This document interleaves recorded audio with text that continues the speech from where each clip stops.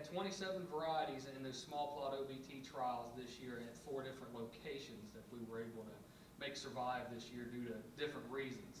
And out of those 27, there's several different companies involved in there. And what I have found is most of the time we have people that are kind of brand conscious and stick within a certain brand. So broke those varieties out by different brands. On the screen, if you look in here, there's a dashed line on all these slides. That's the trial average for these OBTs, right around 1,250 pounds is what we average over those 4 locations. So to give you a way to look at these varieties from each company and kind of compare them to what the trial average was. So we're going to start with our varieties from Delta Pine. And immediately on the left-hand side, you'll notice there's one variety that stands out head and shoulders above the rest, and that's our Delta Pine 0912. That's a very strong performing variety for many of us. It particularly stands out quite well in these official variety trials. These are planted on higher maintenance areas, a little bit better dirt, more uniform, so it's able to really shine in some of these situations. 20's been on a little percentage of our acres the last few years. Delta Pine 1133 showed up a little bit better for us. That's more of a mid-season variety, something I'd like to see you plant first whenever you get started in the spring. So you've got a couple choices here from Delta Pine when you look at these OBTs. Now in a minute we're going to go around and we're going to look at the county trials as well. So we look at Phytogen variety performance in our OBTs. 367 was better than average, and it was better than 375 this year. That's kind of something new for us. 375 had a little bit of a down year in many of our trials. We still had good results from our producers. Most of them were happy with that variety. But when the one everybody's talking about from Phytogen is the 499 here on the right-hand side. It had a very high yield in these OBTs this year. This is actually the 3rd year we've looked at it in variety testing, and it's a strong performer. One of the things I'll tell you about is it will scare you if you're growing it because it's very aggressive growing.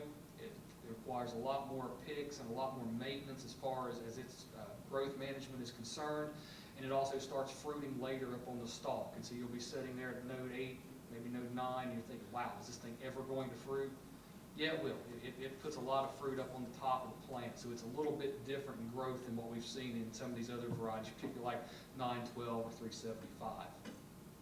If we look at varieties from Stoneville, these official variety trials, we had one Liberty Link variety in here, 4145, well above average in its yield performance there. It was very comparable to something like 5288, 5488, that's very popular in more of the Delta environments and some of those later maturing environments that we have around here in the Mid-South.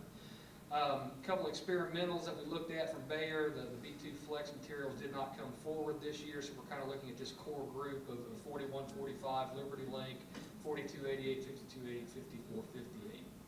Again, with the 5280, 5488 in Tennessee, we can plant these varieties and get good yield as long as we get them in the ground first. We don't want to be stretching those out closer to Memorial Day trying to get those in the ground. We just run out of growing season for the length of maturity of those varieties. But the 4145 is something that's very early. In fact, it's one of the earliest varieties that Stoneville offers right now. It fits our environment quite well. It's fairly vigorous growing, makes a good stalk, produces a lot of bolls per plant, has really good yield potential for us. Hoping to see that variety show up on a sizable percentage of our acres this year because it is a good variety and it also has the technology package that some of us are needing to get the pigweeds under control. From FiberMax, we had 2 varieties in there, or actually one, 1740, we've had around for a while, experimental 1252, and then another experimental that was later named 5445, which always confuses me because I'm used to talking about 4554. If we look at these varieties, particularly like the 5445, not performed at quite the level of 4145. However, if Tom was still here to talk to him about it, he'd tell you that 5445 was a good performing variety for him. I think if you go to the Boot Hill of Missouri, you'd hear the same thing. That variety, for some reason, tends to perform a lot better in those delta soil environments, whereas in Tennessee, most of these locations we're using is more hill ground. And so 5445 can have a place for us if we get over along the river and for some of our guys that farm on both sides in Arkansas and Missouri as well. From Americott and Dynagrow, we had 3 Americott varieties in there. The most exciting one is the 1511. It was a very strong performer in the 2010 trials as well. So it's one that's really worthwhile taking a look at, has very good yield potential. I think you'll see that the same thing translates into our on-farm trials here in a minute. AmeriCop 1550, whenever I start talking about some of our yield stability, you'll see that it's a very stable variety and works well on some stressed ground.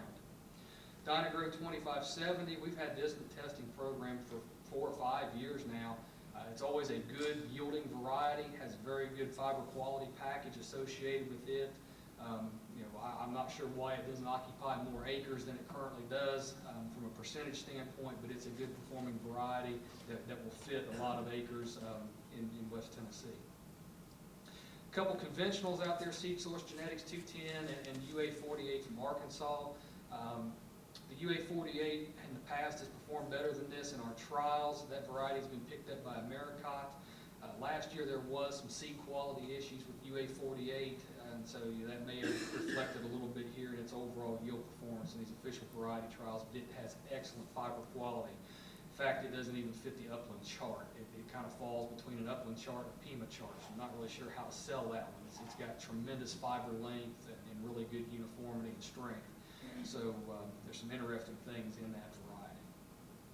So if we look at those official variety trials and break it down, the top 4 performing varieties that we have on the chart here, the 912, the 499, 1511, 5288, they're in that statistical A group. It's the top yielding group. However, everything else below that, down to number 15, is also in the B group. So that's kind of like, like things that would come in second place. But any of these varieties that you see on this list are going to be good performers for us. You see things down here like 4145 and 2570 that we talked about, 367. There's just a lot of good varieties out there that we can choose from right now. So I'm going to shift gears and talk about the varieties in these on-farm trials, because they represent more of what our growers are seeing. It's more of an adaptation test than it is a yield test in my consideration. So I'm going to talk a little bit about these varieties in the same way, but I'm also going to add in some yield stability, because for several of these varieties, Darren and Tom and myself have had them in these on-farm trials for 3 years, and we feel like we finally got a robust enough data set to actually look at how their performance pans out compared to each other in a stability model. But in these on-farm trials, you notice a little bit of difference between the OBTs. In this case, 920 from Delta Pine outperformed the 912. This is quite typical of what we see in many of our producers' fields. 920 is more adapted to some drouthier environments. It tends to have that ability to compensate and grow back a little bit. If you go through a period of 7 or 10 days where it's hot and dry, it can come back and make a little more yield. Whereas 912 is a much better performing variety on that better acre, creek bottoms, river bottoms is where it's really going to shine, or under a pivot system. Some of the other varieties we had in here, like the 1028, 1034, and 1133, didn't necessarily perform up to par with the others. Part of the reason for this is, these on-farm trials are subject to all the environmental variables that everybody else saw last year. Most of them were planted later in May. You kind of shortened that growing season down, so when you talk about these mid to full season varieties out here on the right-hand side, we just didn't have a long enough growing season and enough water in August to make them reach their full potential. So we're going to look at these stability charts, and basically what you have here is on your x-axis down at the bottom, you have the trial average. So that's like, if we go to farm A, all of these varieties would have averaged 1,000 pounds, so right here. And then we want to look at 912, what to do with this particular farm. Well, let's pick this number right here, say it yielded 1,200 pounds. So it was actually 200 pounds better than the average. We plot all this out, do some mathematical regression to it, and come up with these parameters over here to the side. I'll talk more about them in a slide at the end to kind of show you how stability and yield potential aren't necessarily linked together. But as we look at some of these, what you'll notice is, compared to this reference line, the dashed line, the regression line for 912 starts to separate up here at the top. So what that tells me when I look at this slide is that you put that variety in a better, higher yielding environment, it's going to perform better in those areas and not quite as well as some of the varieties in the lower yielding environment. If you look at 1028, you'll kind of see the same thing but more exaggerated. Down here in the lower yielding environments, it actually falls below that reference line, crosses it here about 1,000 pounds, and then continues to get better in those higher yielding environments. And in that case, that higher yielding environment may be, better soil irrigation, or it may just have been planted a little bit earlier and has a longer season to grow. 1034, as far as it is concerned, is kind of below that line the entire time, has a slope of about 1, so that means it performs about the same in any environment. What's going to make the difference with 1034 is making sure that you have a long enough season for it to reach its maximum yield potential. If we look at the phytogen varieties, again, we kind of get a separation here as well. If you remember back in the OVTs, 367 was better than 375, and I made the comment that producers didn't necessarily see that on their farm. Here's a good example. In these on-farm trials, 375 outperformed 367, so what that tells me is that 375's ability to compensate in some of these on-farm systems was able to let it have a little higher yield compared to 367. So out of this set, for the years we looked at, we had 120 observations in those 3 different states. And if you look at 375, the slope was a little bit less than 1. It has the highest R-square out of anything, so it was the most stable variety. And you can tell that by how closely all of these points lay to the regression line. It didn't have a lot of separation. Look at the varieties from Stoneville and FiberMax in the on-farm trials. 4288 is much like 367, and it's very determinate, sets a lot of bowls early. 5288, 5488 were both good performers in our on-farm trials and in the OVTs as well. 5458 is one of those varieties that the better environment you can put it in, the stronger it's going to perform, as evidenced in some of our irrigation trials that we have. 1740 and 4288 are like 367. 1740 is also determinate in its nature. So let's look at a variety like 4288. What did I say? It was determinate, sets a lot of bowls early. So what happens down here in these lower yielding environments is you're actually a little bit better off with 4288 in a low yielding environment, because if you're able to set a lot of bowls early, it's going to have higher yield potential than something that's waiting to set bowls later on. But you can run into a situation where with this lower slope and those higher yielding environments, it's just not performing as well as some other varieties. With 5288, you have a slope of almost 1, so it's going to do equally as well in a low or high yielding environment compared to other varieties. 5458, you start to see a little bit more separation here between our reference line and its regression line. However, it does still have fairly good stability in that variety as well. So it's good in those higher yielding environments. 1740, I said it was a lot like 4288. You can see the same trend down here at the bottom, that you get into a lower yielding environment, set more of those bowls early, you're going to have a better chance at having a higher yield compared to some varieties that set fruit later. So finally, if we look at the other varieties we had in there from Cropland Genetics, Americot, and Dynagrow, 1511 was a top performer for us. 2570 was also well above average for us as well. So those varieties did well in our OVTs and in the on-farm trials, and they're definitely something we should be taking a look at on our acres. 1511 is a very early maturing variety that has good aggressive growth. So if you've got some ground where you have a place, where you're having trouble growing a stalk and getting a lot of fruiting positions, 1511 is a variety you can look for on that ground. So if we look at Dynagrow 2570 and these stability trials, again, it's kind of like some of those other varieties where it's setting a little bit more fruit early on, but it does have fairly good stability, and necessarily may not be the best thing in a high yielding environment, but for that mid-yield level environment, you have a good choice in 2570. So circle back around, look at all these on-farm trials as a whole. Out of the 16 things we looked at, this top 7, that's your statistical A group in there. Very consistent with what we saw in the OVTs. 1511, 2570, 5458, 499, 920 came up compared to the OVTs, 375, 5288.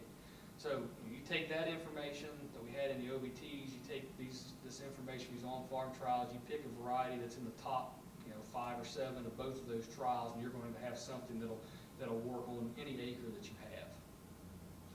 Finally, I'll mention the Liberty Link varieties in our on-farm trials. We had 8 different entries there. We really only had 7 varieties. We actually had a seed treatment difference here on the 4145 with this Poncho Votivo seed treatment. But we'll look at those like we did the other ones.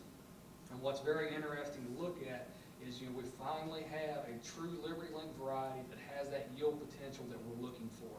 4145, if you compare both of the variants over here on the left-hand side with the seed treatments over to a variety like 375, you know, your yield potential is there. Compare that to some of the things we were trying to grow before, the Fiber Maxes, the 1773, 1845, we've got a lot more yield potential in that 4145. What's really exciting from my standpoint is this variety right here in the middle, 1944 GLB2.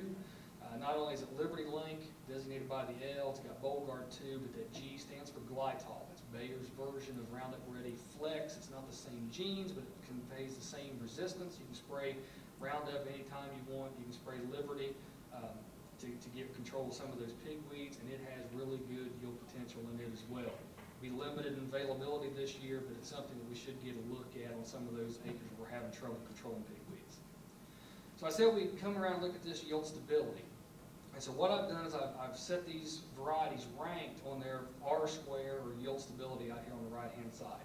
So the higher the number of the R-square, the more stable that variety is across many different environments. Does that necessarily mean that if it has high stability, it has high yield?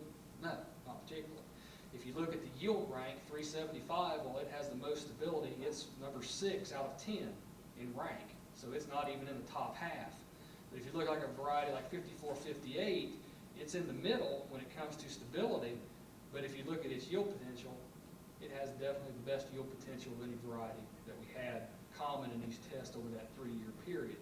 So a lot of times what you have to do is you have to be able to know the ground that you're farming well, so that, you know, on some of that ground that's a little bit tougher, you can pick those varieties that have good stability and are going to provide good yield.